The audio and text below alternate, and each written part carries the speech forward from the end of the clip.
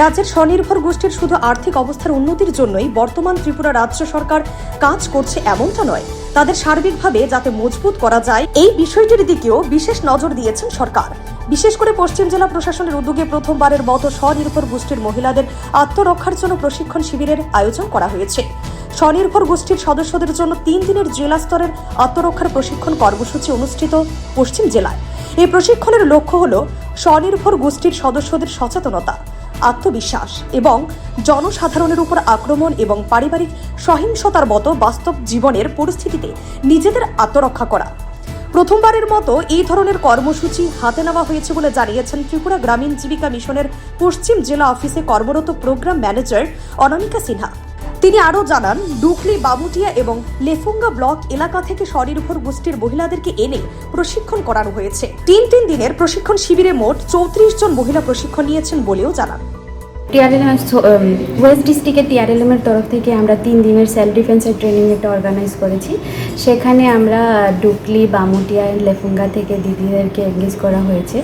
এই ট্রেনিংয়ের মেইন উদ্দেশ্য হচ্ছে গিয়ে আমরা যে পাবলিকলি অনেক অ্যাসল্ট বা অনেক হ্যারাসমেন্ট বা ডোমেস্টিক ভায়োলেন্স যেগুলো দেখতে পাই, সেখানে যাতে দিদিরা নিজেদেরকে প্রোটেক্ট করতে পারে। তো এখানে 34 দিদি মানে ট্রেনিংটা নিয়েছে। 3 দিনের ট্রেনিংয়ে ওরা অনেকগুলা মুভস ওরা শিখতে পেরেছে, যেখানে ওরা নিজেদেরকে প্রোটেক্ট করতে পারবে।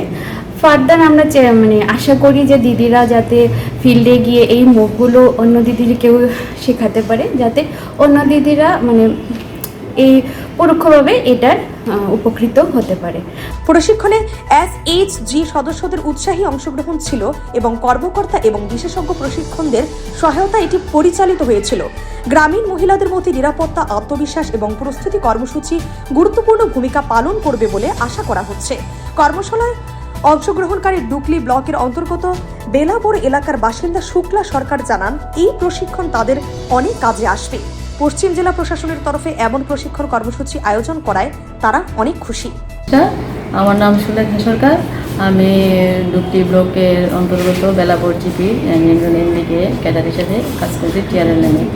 তো এই ট্রেনিংটা আমরা মহিলাদের জন্য অনেক অনেক ভালো, কেননা আমরা নিজেরা যদি নিজেদেরকে সেফটি না রাখতে পারি তাহলে আমরা ফিল্ডের মধ্যে যেতে হয়। অনেক সময় অনেক পরিস্থিতি আসে, কাজ করতে গিয়ে আমাদের সন্দেহ হয়ে যায়।